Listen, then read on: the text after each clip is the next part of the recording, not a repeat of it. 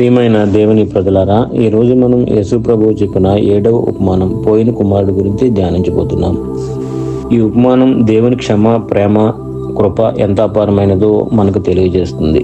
Bible వాక్యంలో లూకా సువార్త 15:11-24 ఒక మనిషినికి 2 కుమారులుండిరి అనే ఉపమానం యేసు ప్రభువు చెప్పిన మాటల్లో తండ్రి అంటే దేవుడు, చిన్న కుమారుడు అంటే దారి తప్పని మనిషి, పెద్ద కుమారుడు అంటే స్వయధర్మంలో ఉన్నవాడు. చిన్న కుమారుడు తన వాటాను తీసుకుని తండ్రిని వదిలి దూరంగా వెళ్ళి అన్నిటినీ వృధా చేసుకున్నాడు. కష్టకాలంలో అతనికి బుద్ధి వచ్చి తండ్రి వద్దకు తిరిగి రావాలని నిర్ణయించాడు. తండ్రి అతన్ని దూరం నుంచి చూసి పరిగెత్తుకుని వచ్చి ఆలింగనం చేసుకున్నాడు. ఇది దేవుడు పశ్చాత్తాపంతో తిరిగి వచ్చే ప్రతి వ్యక్తిని ఎలా స్వీకరిస్తాడో చూపిస్తుంది. మీ ఆత్మీయ అర్థం, దేవుడు పశ్చాత్తాపంతో తిరిగి వచ్చేవారిని తిరస్కరించడు. ఆయన క్షమ మన అర్హతలపై కాదు, ప్రేమపై ఆధారపడి ఉంటుంది. తిరిగి వచ్చిన ఒక ఆత్మ వల్ల పరలోకంలో ఆనందం కలుగుతుంది. మనం ఎంత దూరం వెళ్ళినా దేవుని ప్రేమ మన కోసం ఎదురు చూస్తూనే ఉంటుంది.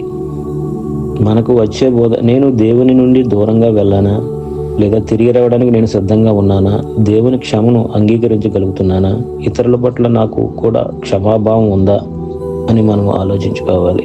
చిన్న ప్రార్థన. ప్రభువా తండ్రి, మమ్మల్ని ప్రేమతో ఎదురు చూసే కరుణగల తండ్రివి నీవే. మా తప్పులను ఒప్పుకొని నీ దగ్గరికి వచ్చే హృదయాన్ని మాకు దయచేయము. నీ క్షమ, నీ కృపలో మమ్మల్ని స్థిరపరిచి మా జీవితం ద్వారా నీ నామం మహిమ పొందినట్లు చేయము. యేసు ప్రభు నామంలో ప్రార్థిస్తున్నాం. ఆమెన్. ఈ సందేశం మీ హృదయాన్ని తాకిందా? లైక్ చేయండి, షేర్ చేయండి, ఛానల్ని సబ్స్క్రైబ్ చేయండి.